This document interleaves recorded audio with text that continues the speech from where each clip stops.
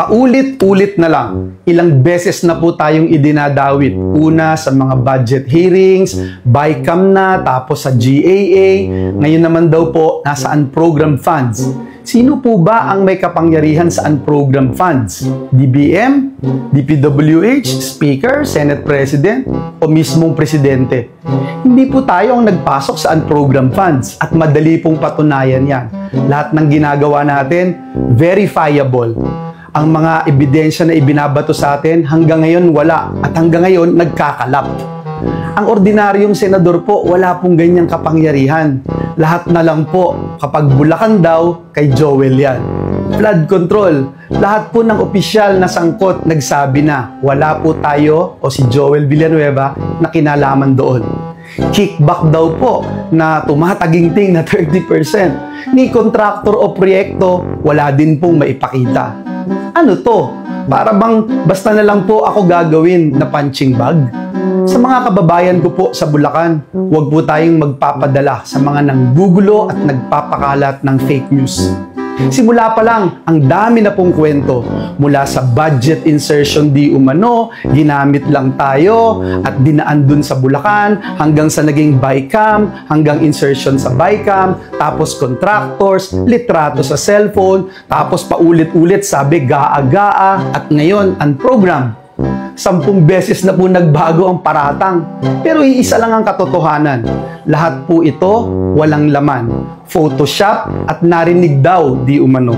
Klaro po sa akin, sindikato may interes sa 2028, may gustong sumikat, at ako raw po ang gustong ialay bilang sacrificial lang.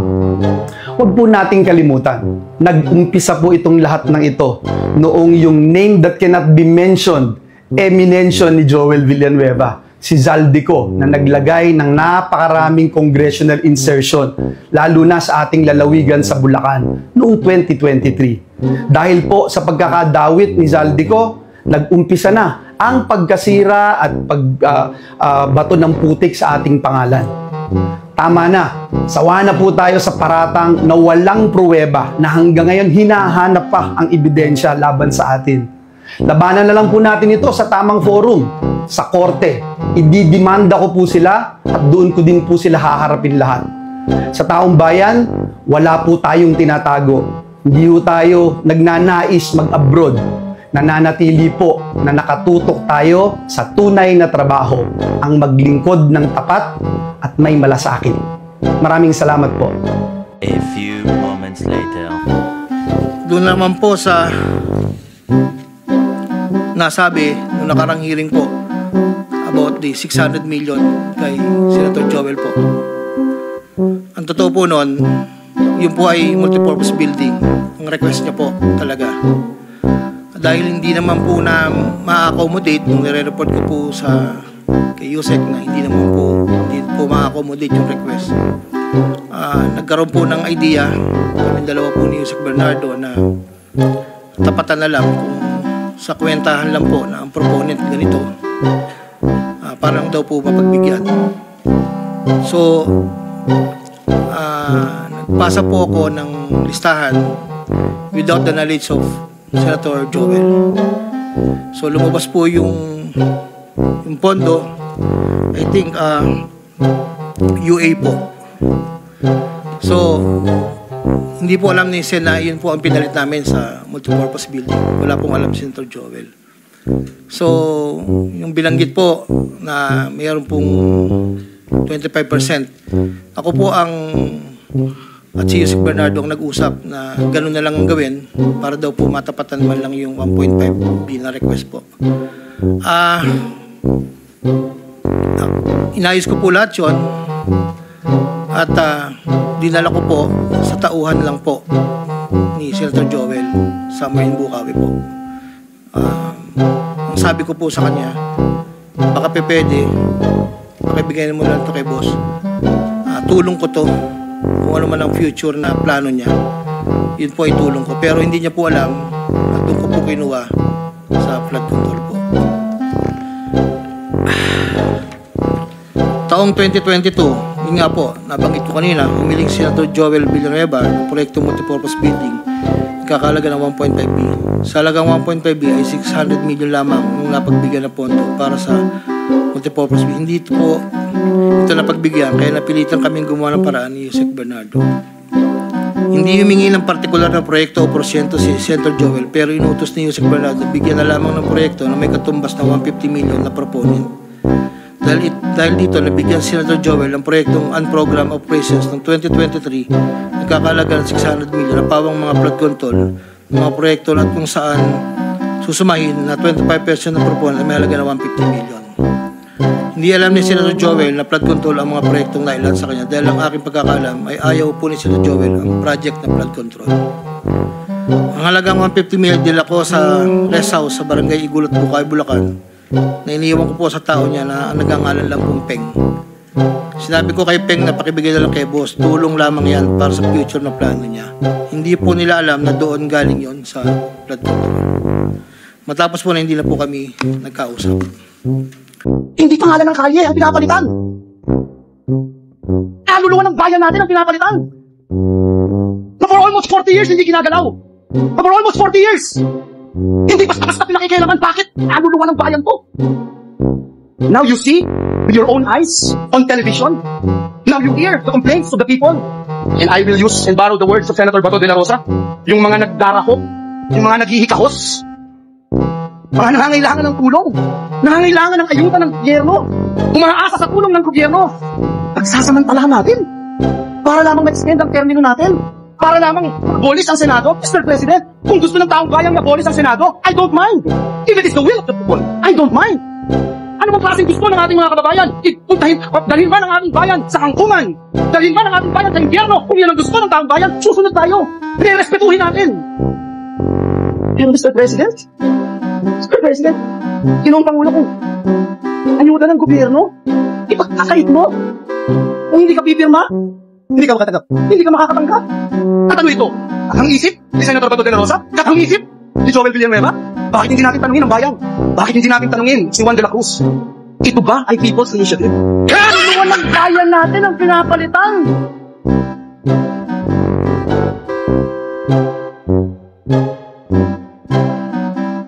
Yung chismis trying to destroy me, my name, our family, our loved ones. May mga anak din ako, Engineer Bryce, at higit sa lahat yung simbahan na aking nire-represent na milyong-milyong tao ang nire-respeto yung aking pananampalataya. Babanggitin ko lang that a good name is always to be chosen than great riches. At masakit man isipin na dinrag ang malinis na pangalan ng representasyon na ito, lalo na being a member of the Jesus is Lord Church. Gusto ko pong sabihin, there's always time for everything, at salamat sa aking mga kasamahan at this committee for clearing this out.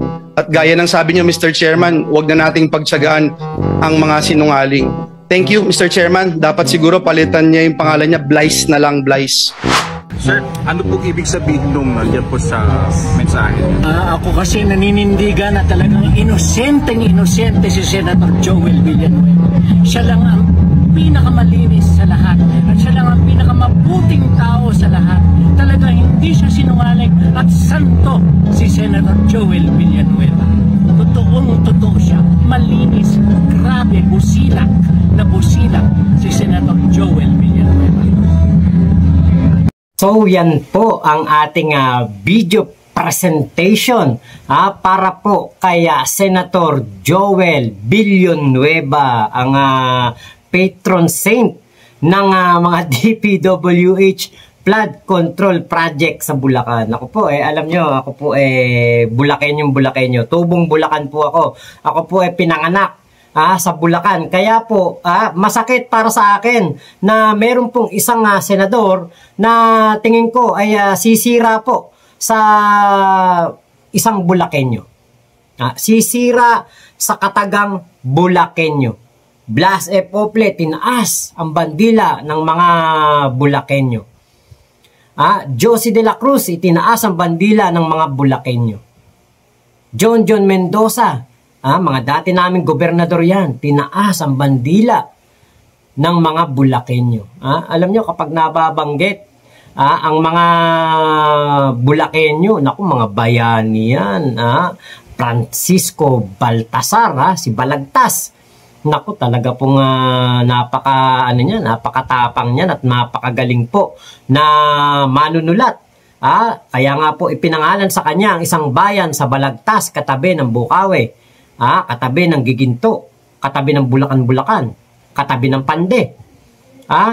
At ito pong mga bayani natin, like itong ating batang-batang general, Gregorio del Pilar. Isama pa dyan, Marcelo del Pilar. Talagang marami pong mga bayani. Pio Valenzuela. Corazon de Jesus. Naku po, napakarami pong mga bayani. Ang tingin ko, kasusuklaman etong si St. Joel of DPWH Flood Control Projects of Bulacan. Naku. Alam niyo po, nung una, ayoko pang maniwala Sabi ko baka sinisiraan lang ni Bryce Hernandez etong si Joel Villanueva. Ngayon, nung tumagal na po at nakikita ko na parang guilty etong si Joel Villanueva at siya'y naglabas ng kanyang pahayag at sinabi nga niya, nakakasuhan daw niya etong mga taong ito na naninira sa kanyang pangalan.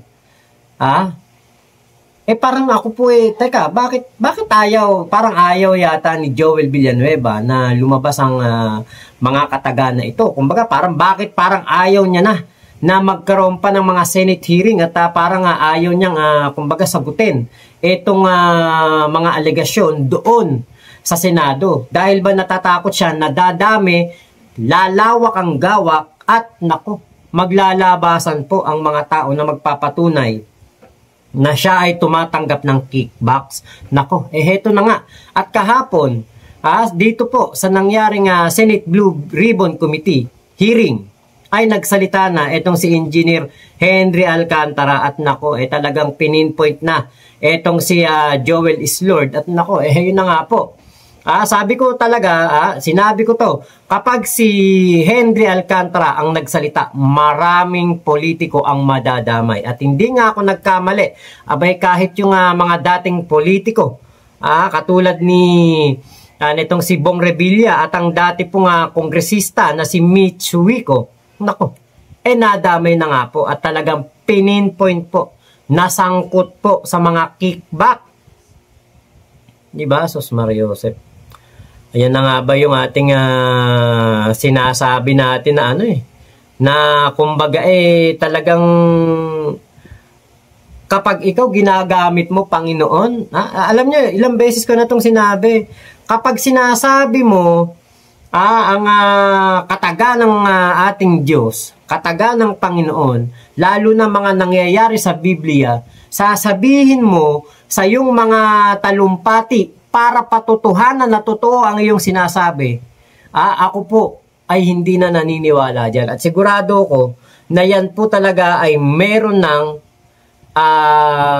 kasinungalingan na kasama po dyan sa iyong mga sinasabi. Hindi na makatotohanan. Basta isinali ang Panginoon, nako, sigurado ko, gusto niyang patunayan sa mga kababayan natin na totoo ang kanyang sinasabi, pero gamit ang salita ng Diyos, hindi yung totoong kanyang konsensya. Kaya ito, paano yan? Ayan, sinuportahan na ni Henry Alcantara ang mga sinabi ni Bryce Hernandez. Diba? Actually, meron po akong patungkol din na vlog dito kay Jinggoy Estrada, pero bukod na vlog kasi gusto ko i-focus lang muna natin dito kay Joel Villanueva, susunod kay Jinggoy Estrada. 'Di ba? Ano to? 'Di ba? Paano mo pa to sasabihin na iniingatan mo ang pangalan na bigay sa iyo ng iyong mga magulang? Pero hindi lang iisang tao, hindi lang dalawang tao, hindi lang tatlong tao ang nagsasabi na ngayon na nagdadala sila ng pera sa bahay mo sa Bukawi. Rest house mo sa Igulot. Saan ba yon? Rest house niya sa Igulot. Sa may St. Paul ba yan? Kaya alam niyo po, ako, biktima po ako ng undoy. Ang bahay namin, winasak ng undoy. Kaya, umaasa ko na nung mga panahon na yon, nagising sa katotohanan ang ating mga leader sa Bulacan na kailangan talaga ng flood control projects, rehabilitasyon ng Angat Dam, pagpapaganda ng mga daluyan ng tubig, pagpapalawak, pagpapalalim. Kasi hindi naman talaga natin mapipigilan ang kalikasan, lalo pa ang tubig. Hindi natin yan talaga kaya. Napakalakas ng kapangyarihan ng kalikasan. Pero pwede natin itong ma-prevent ang mga baha. Diba? Abay, nung narinig ko kay Bryce Hernandez na lahat ng proyekto sa First District ng Bulacan, mapa-building, eskwelahan, kalsada, flood control projects, river wall, lahat yan substandard. Paano na lang po ang aming lalawigan kapag mayroon dumating na naman na isang hagupit ng ondoy? Paano na lang ang aming lalawigan kapag meron na naman pong dumating na mga malalakas na bagyo na magpapaulan at magdadala ng napakaraming tubig na yung isang buwan na tubig ng ulan ay ibubuhos lamang sa isang araw? Paano makakasagot ang aming lalawigan dyan? Ako'y nagtrabaho dati sa Bukawi. Yung ilalim ng flyover dyan, naku, binabaha dati yan. Kapag papasok ako ng trabaho, hanggang dun lang sa may crossing, hindi na makatawid. Yun pala, bilyon-bilyon ang inuubos na pera sa Bulacan para masagot ang mga baha, para masagot ang mga kakulangan sa mga building at mga infrastruktura para sa kagamitan ng ating mga kababayan. Pagpapaganda ng mga kalsada na lagi na lang bulok. Yang kahabaan ng MacArthur Highway na yan, isinusumpa yan ng mga nagdadaan dyan, lalo na ng mga driver, na mga pampasaherong jeep, pampasaherong tricycle, mga bus, isinusumpa yan. Kaya pala laging sira ang kalsada namin. Sa kabaan ng May Kawayan, hanggang Malolos. Dahil substandard pala ang pagkakagawa. Hindi na ako ngayon naniniwala na maayos ang pagkakagawa ng lahat ng mga kalsada sa buong Bulacan. Dahil maaaring sa ibang ahensya din, ibang distrito, nangyayari din itong nangyayari sa First District. Sana maimbestigahan din yan. Dahil lahat halos ng kalsada sa Bulacan, bulok. Kakagawa lang last year. Bulok na ngayon. Lalo dyan sa gawing bunlo. Diyos ko, malapit pa sa mismong JIL. Harap pa mismo ng JIL. Ang pangit ng kalsada. Diyan sa kahabaan ng Marilao na yan, kahabaan ng Giginto, Sus Mariosep, isusumpa mo bakit ka dyan dumaan. Napakamakasaysayan yan. Kaya nga tinawag yung MacArthur Highway. Pinangalan kay General MacArthur. Tapos ganun. Bulok. Dahil pala sa'yo yan, Joel Villanueva. Dahil pala sa'yo yan, Jinggoy Estrada. Lahat ng nakikinabang, pati dito sa lintik na Yusek Bernardo na to. Ang sarap niyong murahin, pero hindi ko na kayo mumurahin dito. Hahayaan ko na lang yung mga manonood ko ang pagmumurahin kayo dahil napakawalang hiya ninyo. Lalo ka na, Joel, Sibak Party List, sinuportahan kita. Bilib na bilib ako sa'yo bilang testdaman. Nag-enroll pa ako sa Giginto dahil sa'yo. Gustong gusto kita dati. Meron nga nag-chat sa akin dati, pinapablog ka kahit libre pa ka ako. Kaya lang hindi ko tinuloy. Hindi na natuloy. Bakit? Kasi ito pala ang magiging equivalent nun.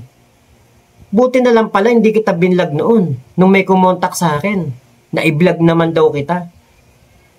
Dahil bilib na bilib din sa'yo yung tao na yun. Sabi ko wala po kasi kung alam diyan kay Joel ngayon kasi wala naman pong issue sa kanya, saka hindi naman po siya relevant. Buti na lang di kita binlag noon. Kasi yung pala kung binlag kita noon, buburahin ko lang din ngayon kasi nakakahiya. Nakakahiya pong maging Bulakenyo dahil kay Joel Villanueva. Nakakahiya po na dati pa ako nagsisimba sa JIL. Dahil mayroon tayo ngayong isang Joel Villanueva na milyon-milyon ang pinapakinabangan mula sa kickback. At hindi lang yun, sangkot pa sa issue ng pangangalunya. Di ba dapat kapag ikaw ay malapit sa Diyos, ikaw ay pastor, di ba dapat ikaw ay isang family man? Loyal ka sa asawa mo, pero meron pong mga lumalabas na issue. Model involved dito kay Joel Villanueva. May mga litratong naglabasan at mapapanood nyo naman yan sa balita ng bilyonaryo. Diba? Kaya, alam niyo po, kinakaya ako matawag ngayon na Bulakenyo. Siguro kapag nalinis na talaga ni Joel Villanueva ang kanyang pangalan at talagang siya totoong malinis, totoong santo, baka kahit ako, suportahan ko ang pag-canonize dito. Na makarating hanggang doon sa Vatican para maging santo talaga tong si Joel Villanueva, patron saint ng Bulacan, sa sobrang linis. At magpa-public apology pa ako kung bakit ko siya nililibak ngayon dito sa akin channel. Pero sa ngayon po, sa mga narinig ko kay Henry Alcantara at kay Bryce Hernandez, sigurado ko meron kang ginawang masama. Maaring wala pang ebidensyang lumalabas, pero humanda ka. Kapag nakalap na ito, kapag nagalugad na ito, nahalungkat na ito, sigurado ko, kahit ikaw mismo, Joel Villanueva, mas gugustuhin mo na lamunin ka na lang ng lupa dahil sa sobrang kahihiyan na ibinigay mo sa probinsya ng Bulacan. So, yun lamang po. Maraming salamat sa pagsama nyo dito sa aking vlog na ito. Ingat po kayo. Nasaan mang panig kayo ng mundo, Mama Chup Chup, love you. God bless us all, Pilipinas. God first, huwag kayong tutulad kay Joel.